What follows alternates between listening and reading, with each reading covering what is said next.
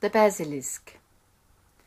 What a big turmoil it was in the house of Baker Garhebel in Schönlaterngasse 7 in the early morning of June the 12th, 1212. Katrin, the maid, was sent to bring water from the well. Now she stood there and babbled something about a monster at the base of the well, with bestial stench, and she also mentioned very strange sounds. Baker Garhebel was furious about the alleged imaginations of the girl, but even he couldn't deny that there was an unpleasant smell in the air. "I'll have a look," said journeyman Heinrich. He took a torch, let him tie it to a rope on which he could be held by the baker and the other journeyman Hans. Then he climbed down into the well. Suddenly he screamed that it set someone's tooth on edge. The light from the torch was extinguished in the well. Baker Garhebel and Hans pulled him up quickly. Heinrich was unconscious.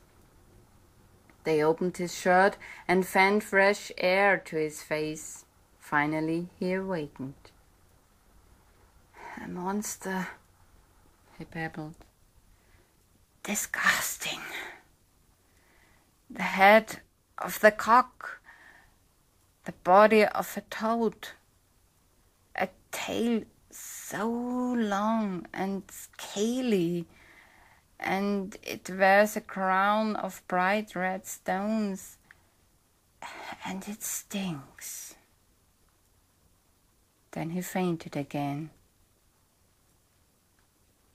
"In this case we must call the town magistrate," Baker Garhebel said to his folks, and so he sent the maid Katrin for the town magistrate Jakob von der Hülden. It took about an hour until the Honorable Jakob von der Hülden, escorted by guards and a crowd of bystanders, arrived at the baker's house. Gratefully and relieved, the baker Garhebel told him what had happened. The town magistrate considered, but he had no idea. There stepped a man out of the crowd. His name was Dr. Politzer, and it was known that he was well versed in all natural phenomena. "I suppose it's a basilisk," he said. "A basilisk? What's that?" Katrin asked. "When a rooster lays an egg," explained the man, "and the egg is hatched by a toad, and the offspring is reared by a snake, then the result is such a monster. Its breath stinks of decay, and its vision is profoundly ugly. Who sees it is doomed to death. No spear, no sword, not even fire can harm the basilisk." The astonished crowd of people were horrified. "Is there nothing which can destroy the monster?"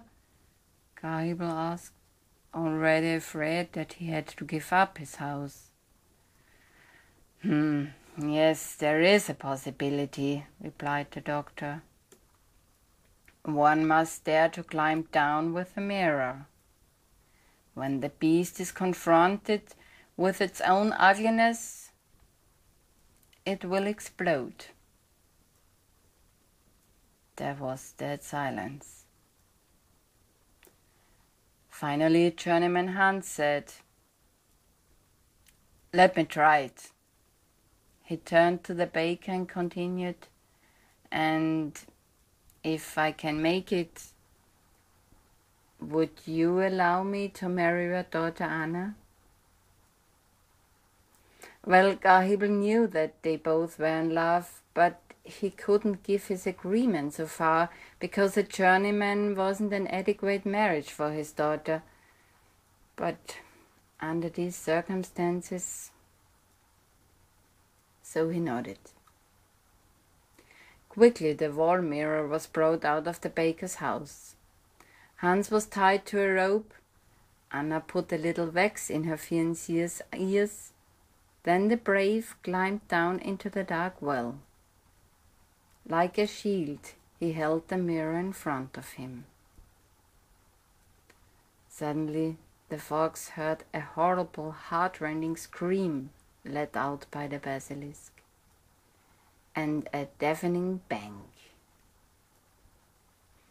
"It's dead!" Hans' voice echoed out of the well.